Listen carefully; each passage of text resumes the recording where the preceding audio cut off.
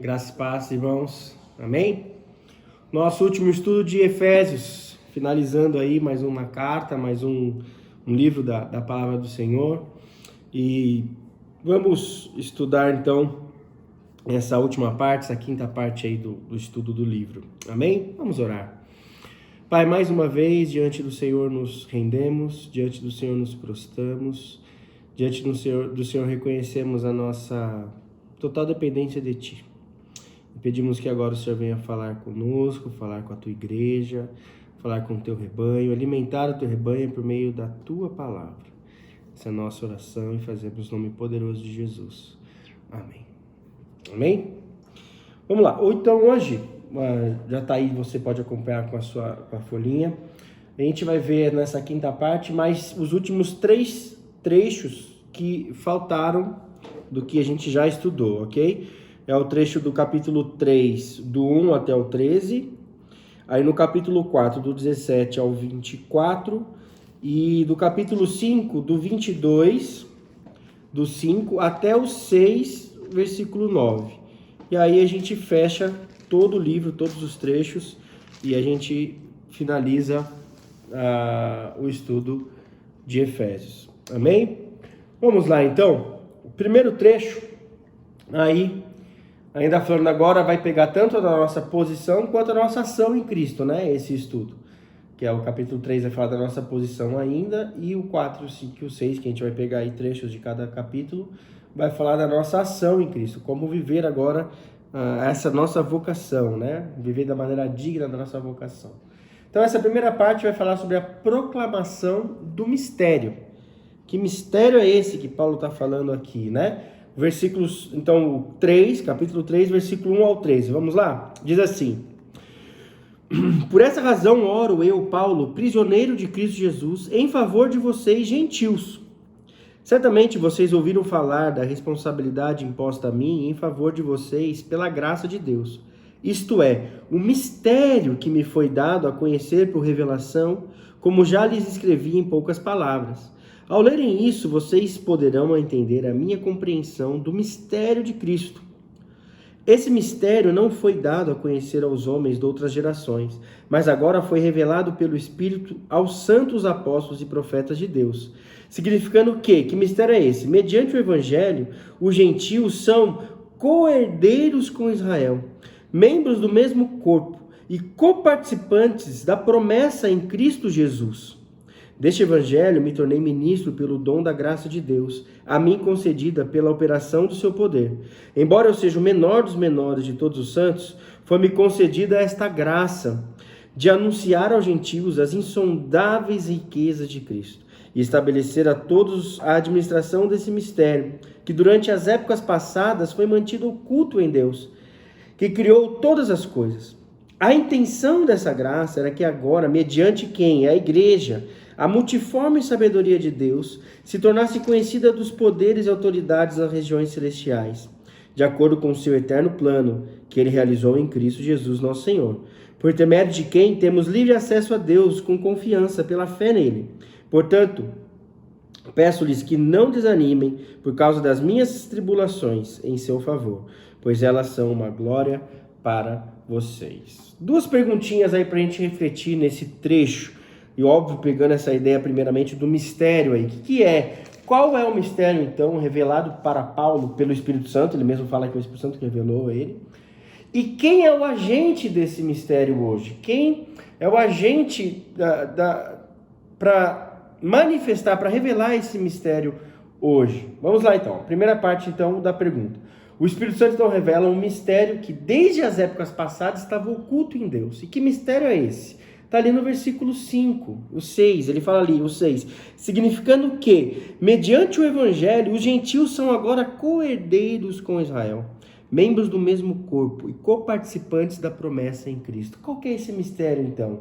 É que a união de judeus e gentios é em um único povo pelo mérito de Cristo. Esse é o mistério. O Cristo veio unir aquilo que estava separado. Os judeus eles pegaram muito para eles essa missão. Então Jesus veio mostrar, não, vocês têm a missão de abençoar todos os povos da terra. Essa é a ideia desde lá de Abraão.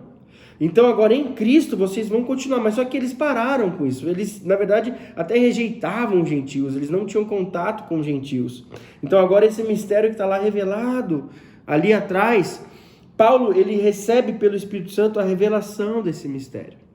Que é que em Cristo Jesus, quem crê em Cristo Jesus, está unindo ali, está coparticipando das promessas, todas daquelas promessas do povo. É um povo só agora, unido em Cristo.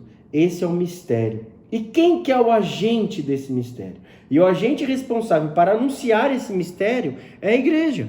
Assim como Paulo está anunciando aqui, o agente responsável é a igreja. Olha o versículo 10. A intenção dessa graça era que agora, mediante quem? A igreja, essa multiforme sabedoria de Deus se tornasse conhecida.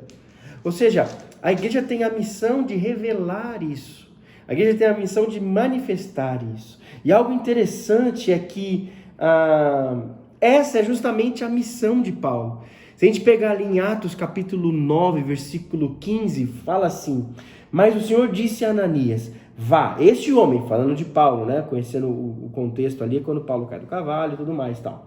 E Deus aparece, Jesus fala para Ananias, vá, este homem, Paulo, ele é meu instrumento escolhido para levar o meu nome perante aos gentios e seus reis, e perante o povo de Israel. Ou seja, a missão de Paulo era essa. A missão de Paulo era revelar esse mistério. A missão de Paulo era revelar que a salvação também é para os gentios e também para os judeus. E agora eles fazem parte, são coparticipantes dessa mesma promessa, de tudo que está ali. Então a missão de Paulo é essa. E por causa desse chamado aqui, que a gente pode afirmar que o Espírito Santo revelou esse mistério para Paulo. Paulo tinha exatamente esse chamado. E por isso o Espírito Santo revela isso para ele. Pois ele, ao realizar sua missão, a revelação e a realização desse mistério, que estava oculto em Deus, e juntar tudo ali, né? Tanto gentios quanto judeus, olha que lindo isso, ao ele cumprir a sua missão, Deus foi revelando a ele esse mistério. Ou seja, a missão de Paulo estava escondida lá atrás, estava oculta, é um mistério. E a palavra mistério aqui é interessante, é exatamente isso. Quando a gente fala mistério, a gente fica curioso, a gente quer saber, é uma coisa importante. E Paulo foi o agente desse mistério. E hoje toda a igreja também, de revelar o quê? Que em Cristo somos um, essa unidade do corpo de Cristo, ok? E o elo dessa união é Cristo, amém? Seguindo então para a segunda reflexão aqui, pergunta para refletirmos. Obrigado. Por que Paulo faz questão de reconhecer sua pequenez dentro desse contexto? Cara, dentro desse contexto onde Paulo entende e é revelado para ele pelo Espírito Santo de que ele é o agente desse mistério que estava lá oculto, Paulo poderia pegar aqui e falar, mano, eu sou o cara, se gabar, né? Não, poxa, eu fui escolhido de Deus para fazer isso, para revelar um mistério oculto. Eu fui o escolhido de Deus. A minha missão é a revelação desse mistério. Olha como eu sou o cara. Por que Paulo, então, no versículo 8, ele fala assim: embora eu seja o menor dos menores de todos os santos, foi-me concedida esta graça de anunciar aos gentios as insondáveis riquezas de Cristo. Por que Paulo, então, faz a questão de reconhecer sua pequenez aqui? Resposta: porque Paulo sabia que o que tinha valor era a missão e aquele quem o comissionou, e não ele. O valor estava na missão e em Deus, e não nele. Paulo poderia, como eu falei, se gabar muito por ter sido escolhido por Deus como agente da revelação desse precioso mistério. Porém, Paulo, ele só foi escolhido pois sabia de quem era toda a honra e toda a glória. Amém? Paulo só foi escolhido porque ele era humilde, reconhecia que a grandeza não estava nele, não estava no agente, estava naquele que comissionou, naquele que deu a missão, naquele que mostrou a missão, naquele que tinha a missão. A grandeza está nele. E por isso Paulo é escolhido, porque ao falar aqui no versículo 8, reconhecer a pequenez dele, ele está mostrando, está dando toda a honra e toda a glória para Deus, e não para ele. Ele não pensou assim, nossa, olha como eu sou o cara mesmo, hein? Deus me deu uma missão maravilhosa, um mistério lá. Não, ele era humilde. E justamente por Deus conhecer esse coração humilde, é que deu para ele essa missão. Porque Deus sabia que Paulo daria a ele, somente a ele, só a Deus, toda a honra e toda a glória. Amém? E resumindo aí, então, e a gente também sabe, né, que Deus não divide a glória dele com ninguém. Lá em Isaías, né, 42:8 fala, ele não divide a glória dele com ninguém. Por isso que Paulo se demonstra um homem aqui com humildade, reconhecendo que a glória toda tem que ser de Deus. E é por isso que Deus também usa Paulo, porque sabia que ele tinha esse coração humilde. Amém? Então, resumindo aqui o trecho. A igreja é o agente comissionado por Deus para revelar a união do corpo de Cristo. E a postura que cada cristão deve ter para cumprir sua missão é a total humildade, o reconhecimento de que sem Deus nada podemos fazer, pois Deus não divide a sua glória com ninguém. Amém? Esse primeiro trecho a gente aprende isso. Claro que teria várias outras lições aqui, mas a nossa ideia é só pegar nos trechos tentar resumir o ponto principal, né, de cada trecho. Amém? O segundo trecho que veremos agora é o andar em santidade, que é o 4, do 17 até o 24. Diz assim: assim eu lhes digo, e no Senhor insisto, que não vivam mais como os gentios, que vivem na inutilidade dos seus pensamentos.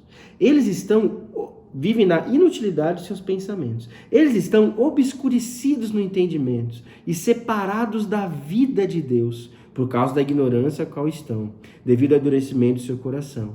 Tendo perdido toda a sensibilidade, eles se entregaram à depravação, cometendo com avidez toda espécie de impureza. Todavia, não foi isso que vocês aprenderam de Cristo. De fato, vocês ouviram falar dele, nele foram ensinados, de acordo com a verdade que está em Jesus. Quanto à antiga maneira de viver, vocês foram ensinados a despir-se desse velho homem, que se corrompe por desejos enganosos, a serem renovados no modo de pensar e a revestir-se do novo homem, criado para ser semelhante a Deus, em justiça e em santidade provenientes da verdade. Aqui é o outro trecho, do 25 até o 5 a 20, a gente já viu. Então, esse trecho aqui, o que a gente pode entender aqui agora sobre o andar em santidade? Não mais a nossa posição de agentes missionários, cumprindo a missão de Deus de mostrar como em Cristo somos todos um. Agora, então, essa nossa posição, né? Agora, como agir nisso? Como agir nessa missão? Como agir nesse processo? Com santidade. E aí vem duas perguntas dentro desse trecho. A primeira, qual é a condição do homem sem Deus? O trecho aí mostra para nós aí 4 aspectos da vida do homem sem Deus. Vamos lá então, do 17 ao 19, os versículos, né? O homem sem Deus, ele vive então, primeiro, na inutilidade dos seus pensamentos. Está ali no versículo 17. Ele vive na inutilidade dos seus pensamentos. Algumas versões colocam na vaidade dos seus pensamentos. O que isso significa? Por que a vaidade? O que Salomão explica para nós sobre vaidade? Ele fala, vaidade, tudo é vaidade. É correr atrás do vento. Ou seja, inutilidade dos pensamentos, o homem sem Deus, ele vive vago, vive vazio, vive correndo atrás do vento. Correr atrás do vento é o que? Você não chega, você consegue pegar o vento? Não. A ideia é essa, é inútil, é uma vida sem propósitos, a vida sem Deus. Então, inutilidade dos seus pensamentos. Segundo, obscuridade no entendimento. Ou seja, é impossível ao homem sem Deus enxergar as coisas espirituais. Eles estão, versículo 18, obscurecidos no entendimento. Está escuro, não enxerga as coisas espirituais. O texto que está aí de 1 Coríntios 2, versículo 13, fala assim: delas também falamos, não com palavras ensinadas pela sabedoria humana, mas com palavras ensinadas pelo Espírito, interpretando verdades espirituais para os que são espirituais. Quem não tem o Espírito não aceita as coisas que vêm do Espírito, pois lhes são loucuras, e não é capaz de entendê-las, porque elas são discernidas espiritualmente. Mas quem é espiritual discerne todas as coisas, e a ele mesmo ninguém é discernido, pois tal. Ou seja, está obscurecido, espiritualmente não consegue, está na escuridão, não consegue enxergar a luz espiritual. Está espiritualmente no escuro e também separado da vida de Deus. Além de obscurecido no entendimento, está separado da vida de Deus, ou seja, ele está morto espiritualmente. Além de estar escuro, não consegue enxergar as coisas espirituais, não tem luz espiritual, ele também não tem vida espiritual e separado da vida de Deus. Lá Paulo fala, no capítulo 2 mesmo, né? Vocês estavam mortos em seus delitos e pecados. A gente já estudou um pouquinho sobre isso aí. Ou seja, está morto, está separado da vida de Deus. E também, ali no versículo 19, fala assim, tendo perdido toda a sensibilidade. Por que perdeu toda a sensibilidade? Ele se entregou à depravação, cometendo com avidez toda espécie de impureza. Ou seja, o homem sem Deus, ele vive insensível espiritualmente. O que é isso? Ele não sente a dor do pecado. Ele não sente o peso do pecado. Ele está insensível. Por isso que ele se entrega à depravação. Por isso que ele comete com avidez, ou seja, com vontade, todo tipo de impureza, porque ele não sente a dor, ele está insensível àquela culpa do pecado. Ele está insensível, ele não consegue entender que ele está errado. Um pouco aqui da psiquiatria, da psicologia, os psiquiatras falam que o psicopata, o sociopata, é aquele justamente que não tem essa sensibilidade. Ele não enxerga que ele está culpado, que ele está errado, que ele não consegue enxergar. Então você está falando que todo mundo é psicopata? Não, claro que não. A ideia é, até sente, mas não consegue sair disso, porque está escuro. Mas o texto fala que ele está insensível, ele não consegue enxergar, mais ou menos como fosse isso. Essa a ideia aqui, ou seja, não sente a dor do pecado, não consegue sentir a culpa do pecado. Por isso se entrega à depravação e comete com avidez toda espécie de impureza, pois não consegue sentir a dor que esses males causam nele mesmo. Ou seja, olha a condição, está na vaidade, está vazio, não está correndo atrás do vento, não consegue enxergar as coisas espirituais, está morto espiritualmente, não tem vida em si espiritual e ainda está insensível aos pecados, insensível, não sente a culpa, não sente a dor do pecado. Né? Muitas vezes até sente, sabe que está fazendo errado, mas não consegue sair disso. Essa é a ideia, não consegue sair e comete com avidez, ao ponto de tornar o certo errado e o errado certo, inverter os valores. Certo? Então, como funciona aí a segunda pergunta? Como funciona, dentro do texto aí, o processo de santificação do cristão, do 22 ao 24. Lá, vocês foram ensinados a despir-se do velho homem, revestir-se do novo e renovar, né? Revestir a mente, renovar o modo de pensar e revestir do novo homem. Então, o processo de santificação genuíno envolve 3 etapas. Primeiro, despir-se o velho homem. O primeiro passo para a verdadeira santificação é se despir do homem que vivia na inutilidade de seus pensamentos, na escuridão do entendimento e na morte e insensibilidade espiritual. Para isso, é preciso reconhecer que somos esse homem e que sem Deus não temos nenhuma esperança. Ou seja, o processo de santificação começa lá na conversão. Quando eu entendo, eu reconheço o meu erro, eu reconheço que eu sou e falo, Deus, tem misericórdia de mim. Então tem que despir desse homem. Esse velho homem que está obscurecido, eu tenho que despir dele.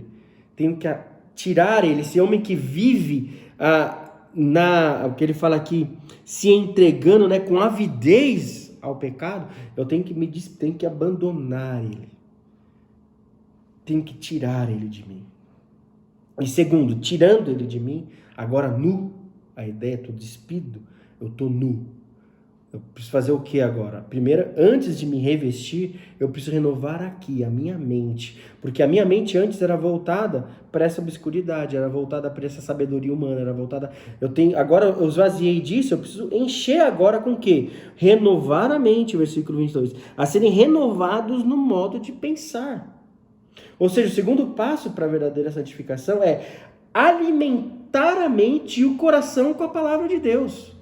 Devemos ter a mente de Cristo. Lá 2 Coríntios 10:5 fala: destruímos argumentos e toda pretensão que se levanta contra o conhecimento de Deus. Despir-se do velho homem. E agora então, levamos cativo todo pensamento para torná-lo obediente a Cristo. Meu pensamento agora está cativo a Cristo. Romanos 12:2, né? Que fala, nossa, bem conhecido aqui. Não se amoldem ao padrão desse mundo, mas renovem a sua mente, o modo de pensar, certo? Mas transformem-se pela renovação da vossa mente, para que vocês sejam capazes de experimentar e comprovar a perfeita, boa e agradável vontade de Deus. Ou seja, agora tem que renovar a mente. E depois disso, então, aí é revestir-se o novo homem. Com uma mente diferente, eu vou colocar uma roupa diferente. Se eu me despir e não mudar a mente, eu vou me revestir com a mesma coisa. Concorda? Agora eu tenho que me despir, renovar a mente, aí sim revestir com o novo homem. E o que é esse revestir? E o terceiro passo para a verdadeira santificação é o viver como Cristo. Com a mente renovada agora, a minha nova roupa é a roupa de Cristo, é a ação de Cristo, é a ação de Jesus. Eu vou me vestir como Cristo, entendeu? A roupa muitas vezes representa isso, né? Você vê um cara fardado, você sabe, pô, esse cara é da polícia, esse cara é do exército, tem farda, as fardas representam. Vê um cara de branco, esse cara é um médico. As roupas representam aquilo que nós somos, aquilo que nós estamos fazendo, realizando. A gente tem que revestir com as roupas de Cristo. E como a gente viu, né, voltando rapidamente ali, até no próprio texto aqui de Efésios 6, da armadura de Cristo, né, o escudo, a couraça, tudo representa Cristo. Ou seja, a nossa roupa agora é revestir com Cristo, que significa agir como Cristo agia. Agir como Cristo age, fazer o que Jesus faz. A pessoa vai olhar para nós e vai olhar na nossa vida, na nossa ação, Cristo. Isso é revestir. Então, o processo de santificação passa pelo despir do velho homem, a renovação da mente e o revestir desse novo homem que é Cristo. Amém? E é claro que esse é um processo. A palavra mesmo aqui é um processo, ou seja, não é de uma hora para outra. Isso é algo que a gente tem que levar o resto da nossa vida. Esse entender que a gente está se despindo e tirando, toda hora vai vir coisas erradas desse velho homem. E eu tenho que tirar ele toda hora de mim, lutar com ele toda hora, renovar minha mente sempre, lendo a palavra sempre, alimentando a minha mente sempre. É um processo. Porque se eu não me despir do velho homem, alimentar a minha vida com as coisas do velho homem, não tiver com a minha mente com as coisas de Deus, ao contrário, alimentar a minha mente com as coisas dessa terra, com as coisas do mundo, com as coisas dessa carne, eu nunca vou me revestir de Cristo. Não tem como eu ter atitudes de Cristo se eu não me despir do velho homem e revestir e renovar a minha mente. Amém? Esse é um processo total. Sempre, a gente vai estar sempre nesse processo. Ok? Eu resumo então desse trecho. O homem sem Deus está totalmente perdido e sem esperança. Por isso, sua única chance é se converter dos seus maus caminhos, entrando no processo de santificação. E nesse processo, nesse processo, permanecer o resto da vida. Processo de santificação. Amém? Glória a Deus.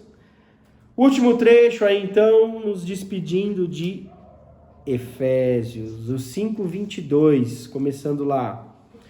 Diz assim: mulheres, sujeite-se cada uma ao seu marido como ao Senhor, pois o marido é o cabeça da mulher, como também Cristo é o cabeça da igreja, que é o seu corpo, do qual ele é o Salvador. Assim como a igreja está sujeita a Cristo, também a mulher estejam em tudo sujeita aos seus maridos. Maridos, amem cada um a sua mulher, assim como Cristo amou a igreja e entregou-se por ela, para santificá-la, tendo-a purificado pelo lavar da água mediante a palavra, e para apresentá-la a si mesma como igreja gloriosa, sem manchas nem rugas ou coisa semelhante, mas santa e inculpável. Da mesma forma, os maridos devem amar cada um a sua mulher como o seu próprio corpo. Quem ama a sua mulher, ama a si mesmo. Além do mais, ninguém jamais odiou o seu próprio corpo, antes o alimenta, cuida dele, como também Cristo faz com a igreja, pois somos membros do seu corpo.